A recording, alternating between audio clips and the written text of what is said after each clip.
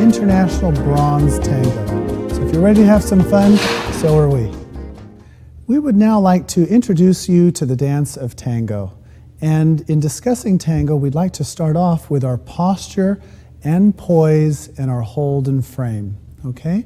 So in tango, we want to think about 4 blocks of weight: our head, our shoulders, our rib cage, or tummy area, and our hip girdle area. Okay? Now, in tango, we dance predominantly with flexed knees. So what we want to try and think of is those 4 blocks of weight are going to be beautifully lined up in a vertical position. So to do that, I'll turn sideways to the camera, and I'll just simply put my feet slightly apart and bend my knees. Now, you want the natural crease of the hips to be able to react naturally.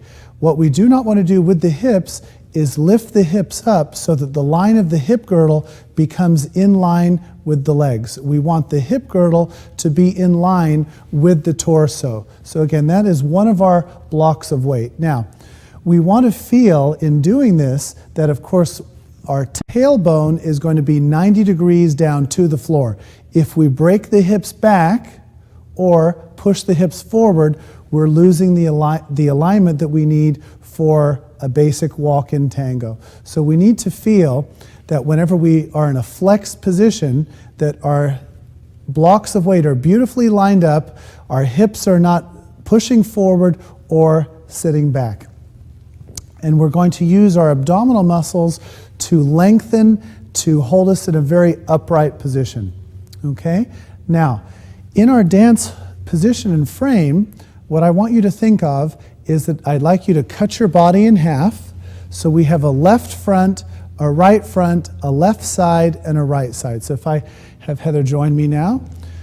Now what we want to do is our contact point is going to be right front in our closed body position. Now this is very important so that when our legs are fitting together, we have 4 separate lanes. So I'll just demonstrate that with Heather. So my left leg is in the outer lane. If she steps between my feet with her right foot, she's the inside lane, number 2. I can step between her feet, number 3. And if she steps forward on her left foot, that's lane 4. So it's very important that when we're walking in our closed position, that we have 4 lanes. And to accomplish this, we want to make sure that our body positions are right front to right front, so our bodies are slightly offset.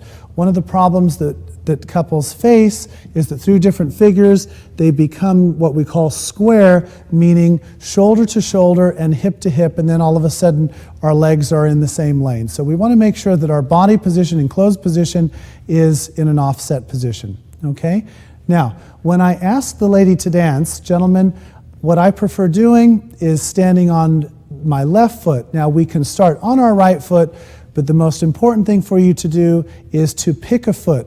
Whenever you ask a lady to dance, you, instead of dancing with your feet together, because when you invite them in, they're not going to know what foot to actually step on for the weight change. So I prefer my left foot because it gives me an opportunity to line my head and body over my left foot in a more upright position. Quite often when I feel I stand on my right foot, there's a tendency to want to lean to the right. Now this can still be effective, but you just have to be aware of not lining too far over to the right. So when I ask Heather to dance, I pick my left foot, I extend my left arm out ahead of me, and I draw her in to dance position. Now, what is different about the left to right hand hold in this dance is that it is a little more compact than our other smooth dances. We're going to hold the forearm in basically 90 degrees or less than 90 degrees. And what I do recommend is that if you drop the hand down to your thigh level and we lift it up, that's a nice angle. So you can see there's a slight triangle here. We want to try not to have the forearms become too parallel to the floor. So in feeling the right angle that is correct for you, just simply drop the hand down. We bring the hand up. We bring the hand in slightly towards us so that way there's more of an acute angle with my left and her right arm. Okay? Now, with my right arm, what is different in this dance relative to our other smooth dances, I'm going to hold it more towards the middle of her back. My fingers will be slightly across the lady's spine. Now, what is important in deciding where to place your right hand, gentlemen, is that quite often when we're dancing with different partners, we have different heights, different arm lengths. So it's very important to possibly adjust the height of your right arm relative to the person that you are dancing with. So Heather is very fortunate in having very long arms, and with Heather I have to hold her back in a slightly lower position, because if I hold it more in the center of her back, I tend to lift her left arm. So use your best judgment with whoever you're partnering at that time, but feel as though your right hand is placed just slightly across the lady's spine, and you have a very compact position. Now I'll give Heather the opportunity to discuss the lady's poise and handhold. Now ladies, exactly like Victor was describing in the beginning of this, we want to be very, very abdominally aware, and quite often what we come across is people think automatically, oh, tango, I have to get down into my legs, and they disturb the upper block of weight. So again, head, shoulders, sides and hips are the 4 building blocks. You want to try and keep everything lined up. But one of the things I like to think about, so that sometimes people ask us, are we low enough? Well, basically what happens is, if you just simply flex the knees forward, okay, and just feel a nice comfortable sit there, I don't want you to feel any pain in your legs at all. And if you sit just a little bit too much, the bottom, the lower part of the torso will start to dance with the legs, and that's when you know you've actually dropped too far. So the biggest thing is you're trying to dance the bottom of the bottom area here with the stomach and abdominal area. You mustn't let the hips sit back, and you dance them with your legs. Now then, with the body position, when I actually connect, the difference for the lady with the left hand is the finger here and the thumb will actually connect underneath the man's arm. And I'd like Victor just to back the camera so you can see. So ladies, when I come into position, I'm going to just connect this nice and lightly under the man's arm. I am not going to hook this finger underneath his arm, because the biggest complaint that Victor and I get on this action is that they say my partner is trying to get underneath my armpit. So that doesn't feel good at all for the man. And I think because the lady has this position, she wants a nice flat wrist. Please do not try and get any funny positions or twists or different kinds of shapes with the wrist. Try and keep this, I'm going to back you exactly to the camera, Victor. Please try and have a very, very nice line through the wrist area as you connect.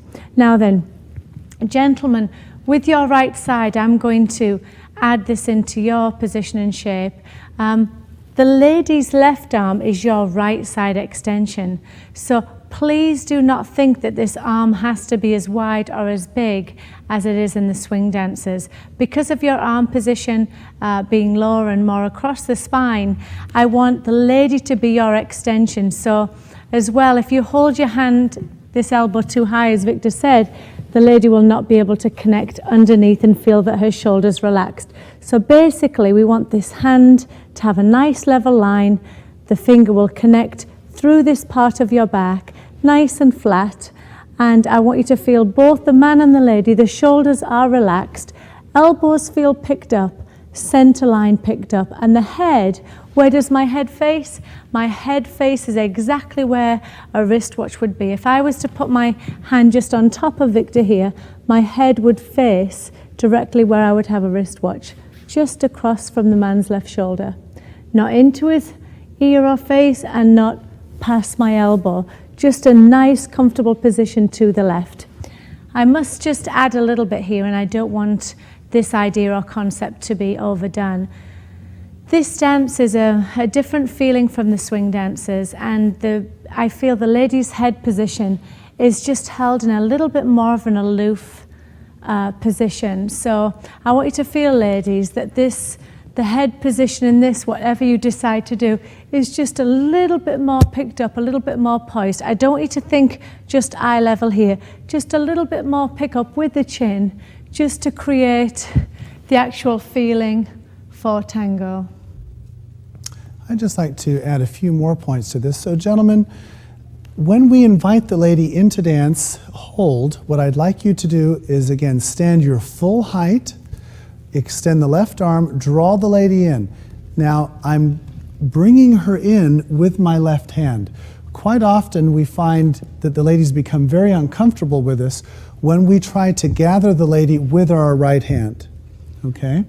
What I'd like you to do is guide her in with your left hand, let her walk in with the poise that she is going to produce, and then simply let my right arm be the last connecting point. So if you just watch me, I invite Heather into dance position, and then my arm simply molds around the poise and shape that she has given me. That way I feel that I'm not pulling the lady's balance onto me, affecting her poise and balance. Now, Tango is a dance that is different, of course, from the other smooth dances in that we have a slight flex of the knee throughout all our basic figures. So what I feel is the most consistent way of producing this with your partner, again, is to stand your full height, you come into position, and then you simply transfer weight to the right foot, and then we connect our weight together as a team. Quite often I see many couples, the gentleman will start already in a flexed position, which looks a little ridiculous anyway, and then the lady must figure out what height she has to bend her knees when she comes into position. So I think what looks a little bit more natural and you'll have greater consistency is that I draw the lady into body contact and frame, we connect our points of contact, and now we connect our weight. And that is our poise, hold, and frame.